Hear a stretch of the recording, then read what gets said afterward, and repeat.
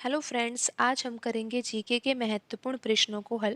Question number 1 है, वर्ष 2019 में पद्मश्री से सम्मानित नर्तकी नटराज एक भारतीय रिक्तिस्तान नृत्यांगना है। यानी कि किस नृत्य की नृत्यांगना है? Option 1 Bharatanatyam, option 2 Kathak, option 3 Kathakali, option 4 Odissi. तो यहाँ पर सही आंसर है ऑप्शन 1 भरतनाट्यम। वर्ष 2019 में पद्मश्री से सम्मानित नर्तकी नटराज एक भारतीय भरतनाट्यम नृत्यांगना है। आपको पता होना चाहिए भरतनाट्यम नृत्य शास्त्रीय नृत्य है और ये तमिलनाडु राज्य का नृत्य है।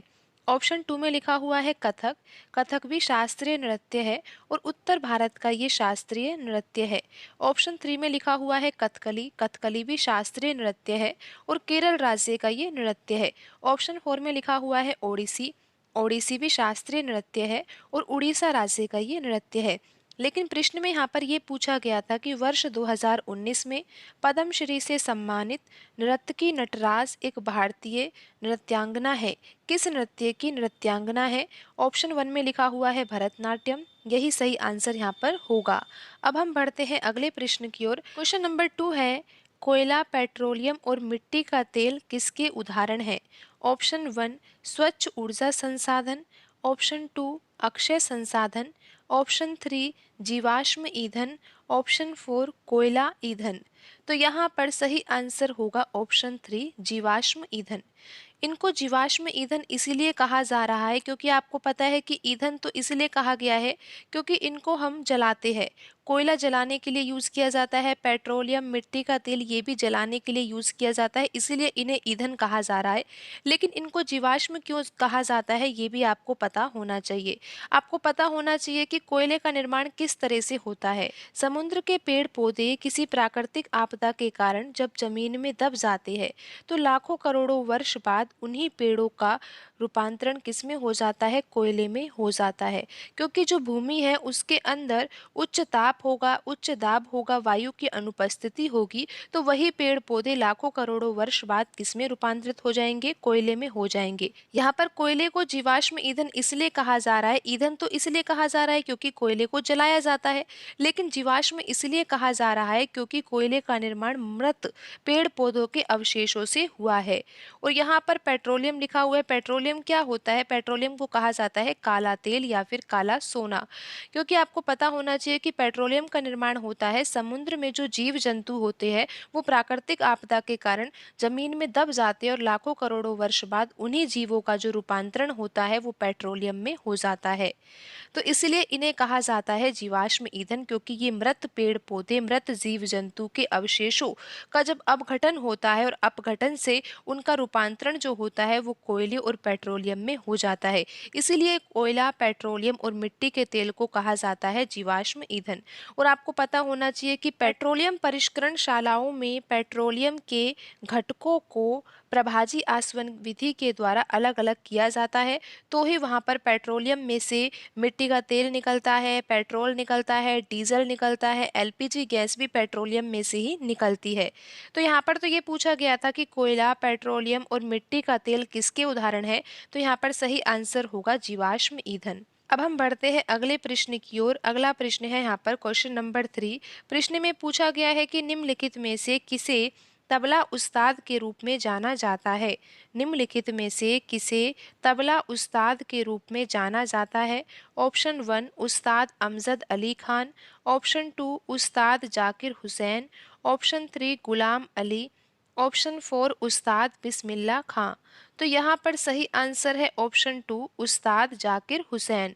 निम्नलिखित में से किसे तबला उस्ताद के रूप में जाना जाता है? इसका सही आंसर है उस्ताद जाकिर हुसैन। अब हम बढ़ते हैं अगले प्रश्न की ओर। अगला प्रश्न है यहाँ पर क्वेश्चन नंबर 4। विश्व में हरित क्रांति के जनक कहे जाने वाले नॉर्मन बोरलॉग किस देश से संबंधित है? विश्व में हरित क्रांति का जनक किन्हें कहा जाता है? नॉर्मन बोरलॉग को कहा जाता है। लेकिन पूछा ये गया है कि इनका संबंध किस देश से है? Option 1 US, option 2 Australia, option 3 New Zealand, option 4 Germany. तो यहाँ पर सही आंसर है ऑप्शन 1 यूएस। आपको पता होना चाहिए कि भारत में हरित क्रांति का जनक किन्हें कहा जाता है? एम.एस. स्वामीनाथन को भारत में हरित क्रांति का जनक कहा जाता है। और विश्व में हरित क्रांति का जनक किन्हें कहा जाता है? नॉर्मन बोरलॉग को कहा जाता है। और नॉर्मन बोरलॉग का संबंध किस देश से है, ऐसा प्रश्न में पूछा गया है। तो यहाँ पर सही आंसर है ऑप्शन 1। अब हम बढ़ते हैं अगले प्रश्न की ओर। अगला प्रश्न है यहाँ पर क्वेश्चन नंबर 5। भारत में अनुबंधित सिविल सेवाओं के लिए अर्हता प्राप्त करने वाले पहले भारतीय कौन थे? भारत में अनुबंधित सिविल सेवाओं के लिए अर्हता प्राप्त करने वाले पहले भारतीय कौन थे? Option 1 Satyendra Nath Tagore, option 2 Subhash Chandra Bose, option 3 Surendra नाथ बनर्जी, ऑप्शन 4 राजगोपालाचारी। तो यहाँ पर सही आंसर है ऑप्शन 1 सत्येंद्र नाथ टैगोर। अब हम बढ़ते हैं अगले प्रश्न की ओर। अगला प्रश्न है यहाँ पर क्वेश्चन नंबर 6। मूल संविधान में 395 अनुच्छेद थे जो रिक्त स्थान भागों में विभाजित थे। तो प्रश्न में यहाँ पर ये पूछा गया है कि मूल संविधान में 395 अनुच्छेद थे, लेकिन ये कितने भागों में विभाजित थे? पूछा ये गया है कि मूल संविधान में कितने भाग थे। तो आपको पता है कि मूल संविधान में कितने भाग थे? 22 भाग थे। तो यहाँ पर ऑप्शन 3 सही आंसर होगा। अब हम बढ़ते हैं अगले प्रश्न की ओर। अगला प्रश्न है यहाँ पर क्वेश्चन नंबर 7। प्रश्न में पूछा गया है कि सिकंदर के आक्रमण के फलस्वरूप निम्नलिखित में से किस वंश का उदय हुआ? ऑप्शन 1 चालुक्य वंश, ऑप्शन 2 मौर्य वंश, ऑप्शन 3 पांड्य वंश, ऑप्शन 4 पल्लव वंश। तो यहाँ पर सही आंसर है ऑप्शन 2 मौर्य वंश। सिकंदर के आक्रमण के फलस्वरूप मौर्य वंश का उदय हुआ। अब हम बढ़ते हैं अगले प्रश्न की ओर। अगला प्रश्न है यहाँ पर क्वेश्चन नंबर 8। प्रश्न में पूछा गया है कि थियोसॉफिकल सोसाइटी की स्थापना किस देश में हुई थी? Option 1 Japan, option 2 France, option 3 England, option 4 America. तो यहाँ पर सही आंसर है ऑप्शन 4 अमेरिका। थियोसॉफिकल सोसाइटी की स्थापना अमेरिका देश में हुई थी। अब हम बढ़ते हैं अगले प्रश्न की ओर। अगला प्रश्न है यहाँ पर क्वेश्चन नंबर 9। प्रश्न में पूछा गया है कि भारत ने 1991 में एनईपी की घोषणा की। भारत ने 1991 में एनईपी की घोषणा की।